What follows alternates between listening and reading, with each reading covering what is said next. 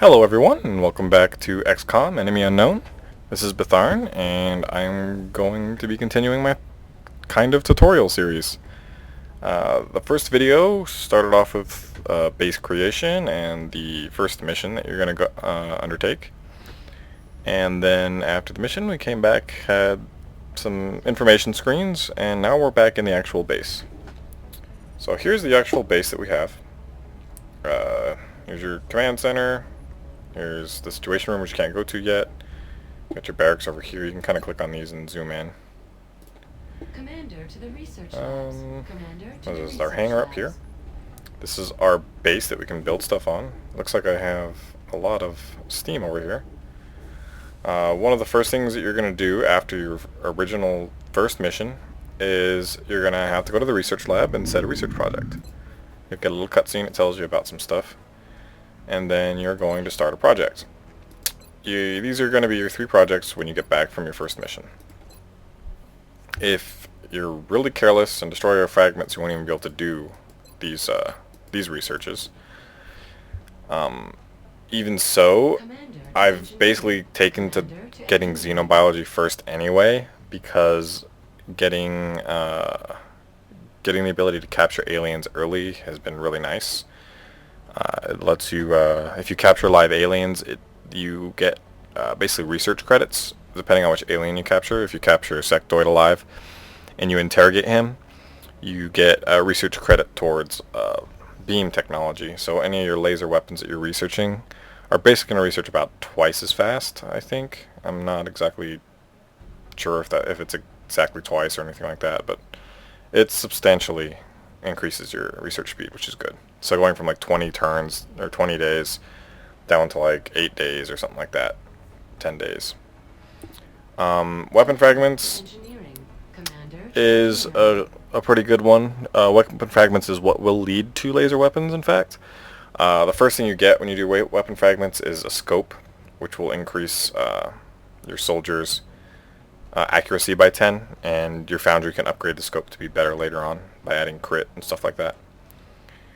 Alien materials will give you body armor, which will increase your troop survivability, and just researching this alone will give you a vest that increases your health by 2. So that's always a good thing to have on your characters.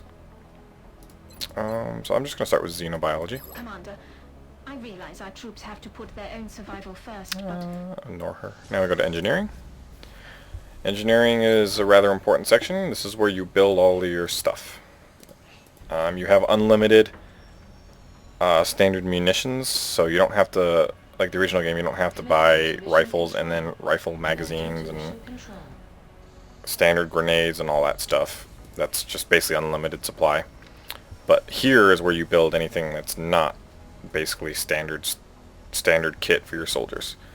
Satellites, for instance, are one of the most important mechanics in the game, and you'll need to work on these quickly because it takes a full 20 days to build just one, so nearly an entire month. The only things you start with in here is the med kit and the satellite. And I generally don't build the med kit for a while, because if you get hit early on, you're generally just going to die anyway, or the mission's almost over, and you basically have to sacrifice a grenade to carry this around. So it's something I don't generally carry until I have a support that can more effectively use it later in the game. The other thing you're going to do in engineering is build facilities. So we're going to go here, and this is how you set up your base. This is basically random every game. These are always going to be empty because these are where your lifts go. But the spots that you're have are going to be empty. Where the steam spawns is going to be random. You usually get at least 2, sometimes 3. I don't know if I've ever seen 4 before, but it's probably possible. Steam is important because of thermogenerators. They're rather expensive, but they're really, really good. Because like one standard power generator generates 6 and requires 60. This generates, actually, that's nowhere near as good as I thought it was. They're 1-to-1 for either one. Okay. So yeah, ignore that. Thermogenerators are nice for saving space in your base, but they're not really anything special. So you learn something new every day. The adjacency bonus is an important thing in this game, though. Adjacency bonus means that whenever you build the same structures or same type of structures when it comes to any kind of power plant next to each other, they get the adjacency bonus. So for instance, if I was going to do power, my best bet is to do power like here. Like if I do these 4 spots in power, I can do a steam power here and 3 regular power generators here. And then this spot right here would have a link, this would have a link, this would have a link, and this would have a link, and that'd be 2, 4, 6, 8 extra free power just because I built them next to each other. And because of that, a 2x2 grid is the most efficient way to use links, because that's 4 buildings giving you 4 links. Otherwise you have 3 buildings giving you 2 links in any other place. So, and if you build 4, you'd only get 1, 2, and 3 links, for instance, if you did 4 vertically. But that makes designing your base a little harder if you really want to get those adjacency bonuses, because then you're forced, like if I wanted to do satellite uplinks, I'd have to build these all as satellite uplink stuff. So I'd have to relegate buildings here and over here if I was going to use this for all power. So it's kind of a trade-off, but it's kind of a good thing because you don't need adjacency bonus for a lot of things as much as you might think. Again, laboratories, like I said, are mostly useless, so you don't even have to worry about that. Like building a 2x2 grid of laboratories is pretty useless. Building a 2x2 workshops is nice. Satellite uplinks, I think the most efficient way is if you build 3 satellite uplinks and then a 4th one with the more advanced building called a satellite nexus. That gives you just enough satellites to cover the entire planet. So you don't have any extra waste, which I should probably explain that. Satellite uplinks, for instance, they control how many satellites you can control. So each uplink gives you 2 satellites, and the adjacency bonus is 1. So if I built a second uplink in this position, that would give me 2 more satellites as the 2 that I already have, so it'll give me 4, and the adjacency bonus will up my total to 5. So it's better if I built a satellite uplink here than I built the second one over here, because I'm going to have 2 buildings anyway. If they're next to each other, I get a bonus. So that's always a good thing to consider. So now that I've done the 2 things it wants me to do, it's going to force you onto a second mission every time you play the game. A few other things I can point out before we do a mission is, here's your money, obviously. I believe North America starts with 300, so 110 is kind of a big bonus for starting there. So that pretty much makes it one of the best starting locations just because of that sole reason. Barracks. That chick's going to just keep bothering me until I go there. I'm going to go there real quick and pop back out. And I'm going to go through this so I don't have to hear it. So here's our soldiers. These are all of our soldiers that we currently have. Up here you're going to have, this is how many active soldiers you have, and this is how many total soldiers you have. You have a maximum of 99 soldiers. I don't know who the hell ever would buy 99 soldiers, because that's just ridiculous. But you can. Normal cost is 10 credits a soldier. I think easy is also 10. It might even be 5, but I'm not sure about that. And I know impossible is also 15. The memorial wall is for when your dudes die. You can look and see their stats. You can see how many missions they did, how many deaths they had, and all that fun stuff. These are all our extra soldiers. I think it was Mary Sullivan went on that first mission, so she's our sniper. But it allows you to customize your soldiers, so you can go in here and do other stuff like customize. Ooh, I missed. Customize. Armor tint and decoration. I like to make color code my soldiers. So generally I'll make my heavies white, armored. Go this. Oh, that was. And assaults I like to make red. Easy to see, bloody. Give her some heavy armor. My supports. It's a German dude. We'll probably make this guy me or something. I like to make my supports green. I give him light armor. I don't want to give him heavy armor. Yeah, I won't be able to use him for a while though. So But you can go through all your guys once you have more soldiers. Then another thing we should look at is probably the loadout screen. This is where you equip your soldiers. One important thing to note before I forget is that when your character is wounded, like my support currently is, all of their equipment is removed.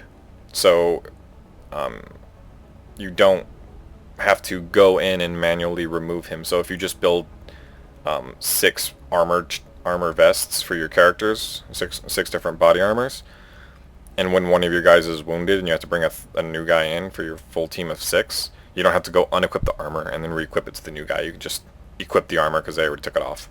Which I think is nice because it saves some extra clicking. Though, of course, the system's nowhere near perfect, but it's infinitely better than the original game system. Like, retardedly so. Some of the fun things you can do in here is the stat. You can click this little pamphlet-looking button, and it'll give you the stats. Light armor, which it kind of ignores that. The later on light armor in the game will actually add three squares to your movement speed. For instance, skeleton armor and stealth armor. And this gives you an extra 1 health. So my soldier's base health is actually 4. And one thing to note about armor is that it adds health. If this character took 1 damage during the fight and came back, he would actually not have to have any recovery time. If you take enough damage that it doesn't actually get to this blue number of health in the actual mission, your character does not require medical attention because he was not actually wounded, only his armor was damaged.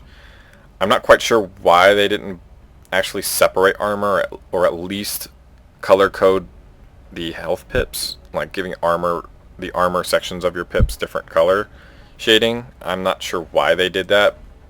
A little bit lazy, a little bit streamliney, who knows. I think that would be a better system. But you can check out all these stats. Effective range short, that's a little bit of a misnomer because I guess that's because of the accuracy bonus, but because shotgun is basically what you call short, because you can use an assault rifle at max range effectively. Same thing with the LMG. LMG is not any better at longer range, so I'm actually not sure what's up with this effective range is supposed to be. And here's a sniper rifle. One of the interesting things about the sniper rifle is, unlike other weapons, sniper rifles are less accurate the closer you are. So, opposite of, like, say, the shotgun. If you're point blank with a sniper rifle, you're probably going to miss even with, like, a max sniper, because your hit's going to be like 20% or something silly. So, don't do that. Pistols. Here's a pistol. Effective range medium. Again, effective range is a little borked. You can just take this off, which is silly. You might as well have a slot. But this is one of the main features of the loadout screen, is you have armor, which it'll add some kind of different effects to your character. This flying armor, the biggest armor in the game, allows you to ignore fire and poison. And then you have stealth and skeleton armor. But this basically mostly adds survivability to your character. Then you got your primary weapon, you got your secondary weapon. This is more relevant for snipers and assaults with shotguns because they'll use their pistols more often than anyone else. And then this is basically the one that allows you to customize your characters. This is your I don't even know what they call it actually. This is your item. Basically your item you carry. You have the choice of grenades, you have choice of health kits, you have choice of armor underlays, which is basically the nanoweave mesh that you can get from alien materials, which will add 2 health. So you have to sacrifice a grenade to add 2 health, and that was stack with armor. You also add the arc thrower, which is the stun gun here, and a few other things like that. But this is one of the big customization choices on your characters. Everything else is basically, you mostly want to use the best tech weapon you have, the best armor you have. I wish it was a little more in depth, but even the original game, it wasn't as in depth as some people like to claim that it was. So, yeah, can't complain too much. And here's the hangar. This will actually show you all your ships. These are 2 of my interceptors. This is your single Sky Ranger, which people complain about, but it's super advanced and flies retardedly fast. People actually did the math on how fast it can fly. This button up here, View Ship List, is where you're going to go in order to order more interceptors, transfer your interceptors, rearm your interceptors with different weapons. You can check out the weapon info. Once you start putting up satellites in other countries, you need to start getting air cover, because if you do not, the aliens will scout your satellite and then just shoot it down, which is not good, because satellites are really expensive, take a long time to build, and are very important. They help you control the panic, and panic is something I cannot show you until after the next mission, so we'll go into that in a future video. So now we're going to go to mission control. The very beginning of the game is fairly scripted. You're going to do the original mission, then you're going to scan for activity. In about 5 to 8 days, you're going to get another abduction mission, similar to the first mission. You'll do that, and then you'll come back and you'll get an alien UFO a few days after that, and then you'll get a council mission, and you might possibly get another abduction mission, but I don't believe so. I could be wrong. But it does hurt the replayability a little bit because of how scripted the beginning of the game is. Oh wow, that's interesting. Huh. Maybe I'm a little bit wrong. Skip that with the escape key. Almost always. I've actually never had a UFO that early. It's always an abduction mission. So I don't even get to show you abduction missions just yet. And now that you kind of just have to watch this, it's not interactive any. There is some interaction with this space right here. I just barely shot him down. This space down here, once you start autopsying bodies, certain bodies, sectoids, floaters, and I believe cyber disks, will give you the ability to construct consumable items, like uplinks for your craft, which will allow you to do special actions during combat, like aim, which will guarantee hits. There's evasion, which will allow you to avoid shots, and then there's a tracking one, which will allow you to pause this for about 5 seconds, so it'll add 5 seconds to your combat time, because larger UFOs will be able to outrun you really quick, and you won't be able to really shoot them down. Yay, we shot down a UFO, oh my god. Alright, so now we have a crashed UFO. We're going to have to send our Sky Ranger in. Send in with your troop of 4. I don't have access to the officer training school, so it doesn't even give me the option. Eventually you can upgrade your squad to size 6, and your goal is to do that as soon as possible. You want that to happen ASAP, because having more soldiers is infinitely better than having less. So I'm going to go ahead and launch this mission. We're going to get into the mission, and I'm going to pick up with another video there. I'll see you there. Thanks for watching, guys.